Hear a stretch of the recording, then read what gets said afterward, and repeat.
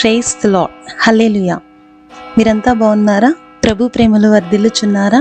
అవును, మనం యేసయ్య ప్రేమలో వర్ధిల్లుచున్నాము. కాబట్టి ఇంకొక సాటర్డేని చూసే భాగ్యాన్ని, కానుకను ఈవిని ప్రభు మనకు దయచేసి ఉన్నారు. దేవునికి నిండు స్తోత్రాలు.